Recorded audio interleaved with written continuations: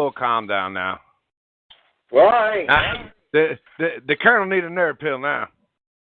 Need a cigarette. So let's examine this. See, you ain't Jack Daniels laying around there? No, I quit drinking years ago. Shit, dumbass.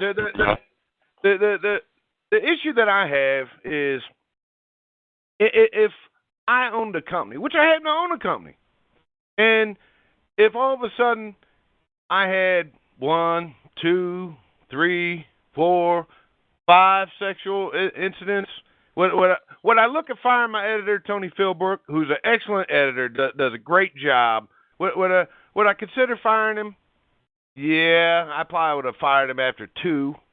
But 9, 10, would you fire him then? Or would you just leave it as an editor? Then you have to look at this is something that hasn't been said, but I think it's a very salient point. You have to look at, and God bless his soul, the death of Chief Mills. That jump, from what I've understood, did not have some of the prerequisite things that a jump should have, which is, 1, a landing party. Now, he was a jump master. He was the last one out of the plane. He was a jump master himself. And I'm not a paratrooper, so I don't know if that means anything or not. But I do know that you're supposed to have a landing party. Why would you have people, one slamming into the trees, one slamming into this, one slamming into that, Chief Mills suffering tremendous head trauma, and a very, very experienced and qualified paratrooper? It just doesn't happen. I mean, it's kind of like, to me, when Dale Earnhardt ran into that wall, and everybody said, oh, well, he's all right. He was dead. You see? And so it ticks me off, okay, that you can have a command staff so bad that a member of that command staff can be killed in a jump. And I haven't really heard any platitudes. Of course, I don't live in Ohio or whatever, and I didn't attend any services or whatever. But I had over 3,000 individuals write notes and so forth on my website. 3,000. That's the size of the cathedral where they had John Kennedy's funeral 47 years ago, 2 days from now, 3 days from now. Okay? So you tell me, and am I picking on the National Guard? No. I mean, up until now, I didn't even really know. I didn't understand the whole concept because in the Marine Corps, we don't have a National Guard. You have reservists, you have and Marines, and that's all it is. When you have a state entity that's run by a governor in a state that is known for criminality. If you can tell me anything about Ohio about being crime, damn it, tell me. I said, what is a Buckeye? A fucking criminal on his way to the penitentiary. I'm sorry about that, folks. But I got my appeal. I'm sorry about that. Hey, Colonel, I got to cut you off because we still have our scheduled guest. Aaron, you there? I think so. And how is Aaron doing today? I'm good, usually. You're doing good? Yeah. So you are we're getting a little wound up with a story that we're doing right now, but we're going to change gears here.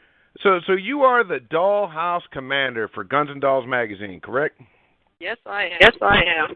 So what kind of things is being a doll all about? You have to like for sure.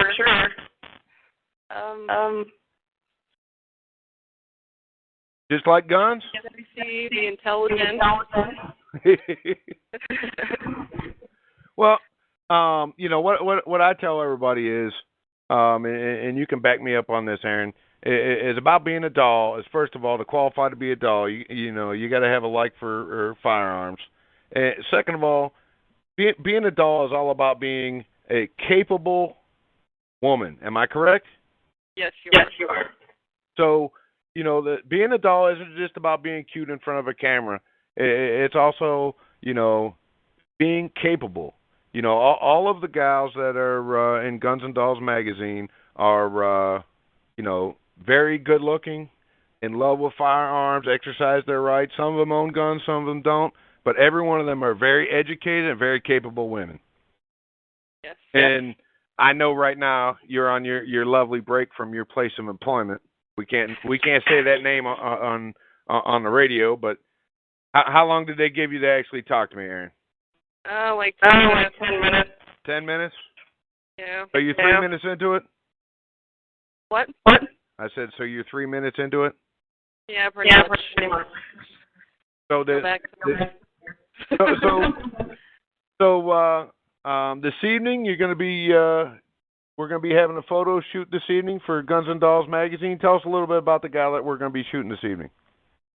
I went to high school with her. She's a great girl. She's very excited. Can I say her name? Yeah, you can say her name. Don't say her last name. You can say her first name. Okay, Nicole. She's very, very excited.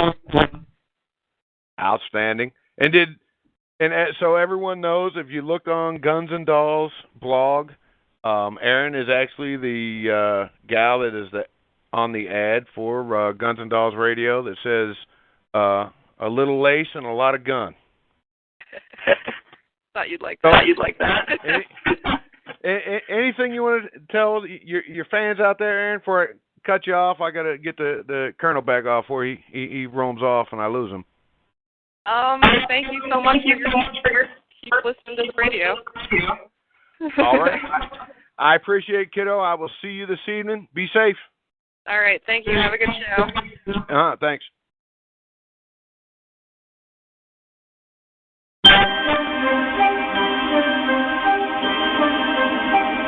Like sands through the hourglass, so is the National Guard. We're all back. Now we're all back in the National Guard. You there, Colonel? I am here, son. I will never forsake you, nor leave you alone. I know we changed gears there, but we were going to do a story introducing the Guns and Dolls magazine. Have special guests about the dolls and how we're about empowering women. And after the Colonel and some other folks got some phone calls. See, I don't think people truly understand the size and the emotion of this. Besides my little threat game and everything else that was played on me, I don't think that people truly understand the amount of response that you have gotten, that I have gotten, and everything else. We've learned there are allegations about importing illegal drugs into the country. We've heard about extortion. We've heard about terrorism. The young girl that was on Carl Monday was actually running around scared that there was a hit called out on. And the thing about that young lady is she had an extreme emotional fortitude to be able to come forward, because she don't have a dime in this. She's not in the military anymore. And so for her to come forward and tell her story, she don't have nothing in this. She has nothing to gain, everything else, and everything to lose. She got up on television with all her friends and family and everything else watching her and listening to her talk about that stuff. I mean, so she has nothing to gain. Tom, I'm going to tell you something.